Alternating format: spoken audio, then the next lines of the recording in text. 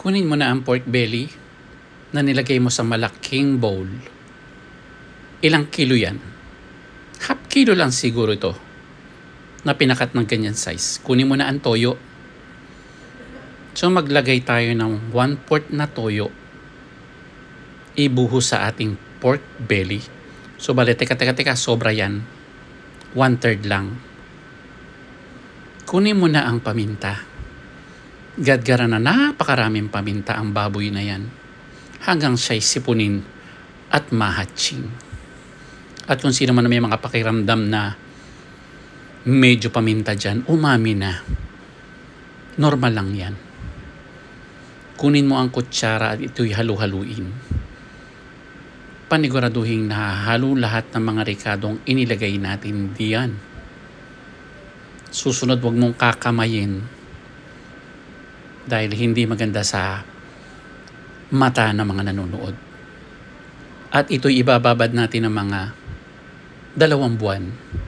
See you after 2 months. Ilagay mo na sa rep. Ang tagal mo. Kamusta naman kayo? After 2 months, kunin mo na ang mahiwagang kaldero at ito'y orasyon na sana'y maging masarap at walang mangyari sa atin. At kapag mainit na ang kaldero, kunin mo na ang mantika. Lagyan mo lang na naaayon sa lulutuin, hindi yung parang magluluto ka ng French fries. Aksayado ka. At kapag mainit na ang ating mantika, ilagay mo na yang sweet potato. Bahala kayo kung anong gusto nyo itawag dyan. Ito'y ilulutuin lamang natin ng mga ilan segundo, kaya't huwag ka nang umalis pa. Bantayan mo't baka masunog. Halu-haluin hanggang sa maluto ang mga sides ng mga sweet potato na yan. Hanguin mo na. Nasusunog na. Bilisan mo. Nako, ang bagal. Hindi pa mahuli. Nako. Ilagay mo na sa separate na lalagyan yan. Bilisan mo. Nako, mangungutim. At huwag mong alisin ang kaldero na yan at dyan pa rin tayo maggigisa. So kapag nahako na natin ang ating sweet potato, ibadibag na natin ang ating sibuyas. At kapag nagisa na ang sibuyas, isinod mo na ang bawang. Ito'y halu-haluin lamang hanggang sa pulikati ng iyong balikat. Huwag kang magsasawang sa paghalo. At ilagay na natin dito ang tomato. Tomato, bahala kayo kung anong gusto nyo itawag. At ito'y atin lamang gigisahin hanggang sa madurog ang ating kamatis. Sige, lumayas ka muna dyan at pakipagkwentuhan ka muna sa labas. Huwag mong kalimutan lagyan ng paminta. Kung gusto mo lang naman. At siyempre, budburan mo na rin ang pampaalat na asin. Depende sa'yo yan.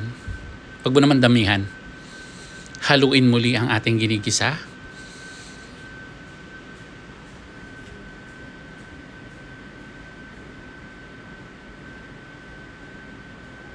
At pagkaraan lamang ng pakikipagmarites mo sa labas, durug-durugin mo na ang mga natitirang buo-buong kamatis. Sige, pisain mo ng pisain gamit ang sandok. At dito ilalagay na natin ang ating pork belly na binabad natin ang pagkatagal-tagal. Ihagis mo na sa ginigisa mong sibuyas, bawang, kamatis. Bilisan mo, napakabagal mong magluto. At ito muli nating halu-haluin. Ang lutuin pong ito ay hindi ko mawari kung mechado, caldereta, menudo, bahala kayo. Ito'y iwanan lamang natin ng 8 minutes na lumabas ang kanyang mantikang tinatago. Takban at bumalik ka uli doon sa kamaritesan mong pinagkwekwentohan nyo yung buhay na may buhay. So after 8 minutes, lumabas na ang kanyang mantika. Ito'y nangangahulugang maglalagay na tayo ng ano. Ano na ang susunod natin dyan? Bilisan mo. Tomato paste. Maglagay lamang ng 3 kutsaritang tomato paste. Huwag mo naman damihan at baka naman mangasim ang mukha mo pag kinain mo yan. At muli nating halu-haluin gamit ang sandok. At pagkaraan ng ating tomato paste, ano isusunod natin dyan? Ano susunod natin dyan? Ay ang bagal. Ayun, magsasabaw na tayo. 2 cups of water. So ilagay nyo lang dyan. Depende sa sabaw kung gaano karami ang gusto nyo. Kung gusto nyo namang malasopas dyan ay lagyan nyo ng 2 pitsil. Nasa sa inyo yan. Walang pipigil sa inyo. At muli natin itong hahalu-haluin. At pagkatapos niyan, lagyan na rin natin ng mahiwagang bato. At pagkatapos ng ating mahiwagang bato, lagyan mo na rin ng dahon ng bay leaves. Bay leaves. Dahon na nga, bay leaves pa. At muling halu-haluin. Kung nangangalay ang kaliwang braso nyo kahalo, gamitin nyo ang kaliwa. At ito'y iiwanan natin ng 45 minutes.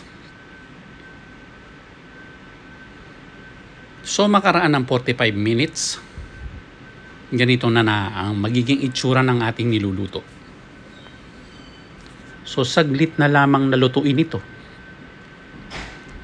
At pagkatapos niya, dakmain mo na ang patis at taktakan mo na maaayon lamang sa alat na gusto mo.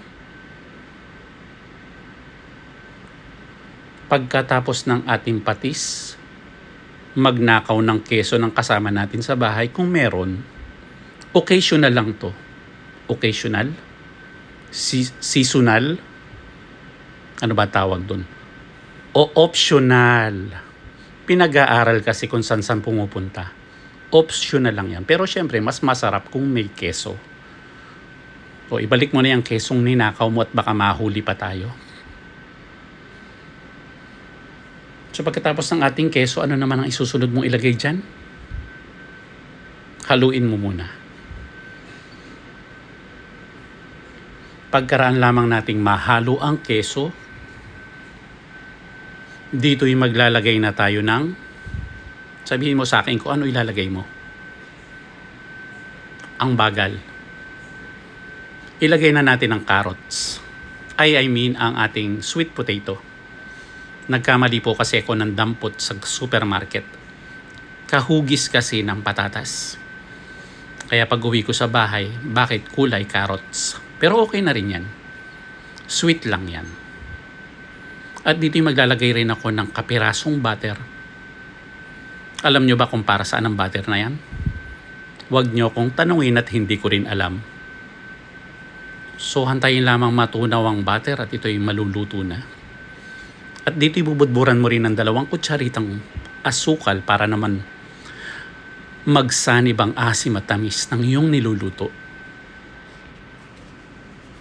Asim at tamis. At muling halu-haluin. Talagang napapakanta ako sa bango na niluluto ko. At ito'y saglit na lamang nalutuan mga darlings at pakukuluin na lamang natin ito, talagang ready to serve na.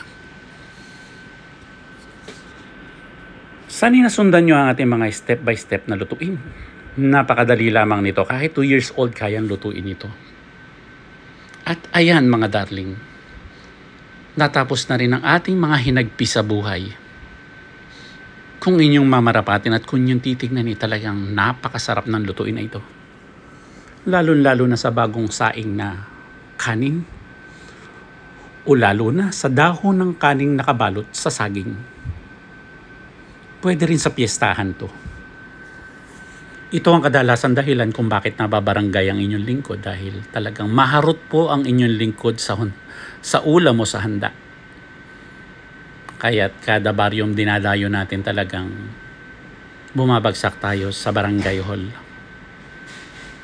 Kaya muli mga darling, at sana'y nag-enjoy kayo at pwede nyo rin gayahin ito. Sa totoo lang, masarap naman ang kinalabasan. Pwede na rin nating ihanda ito sa darating na Pasko, birthday, o kahit break up.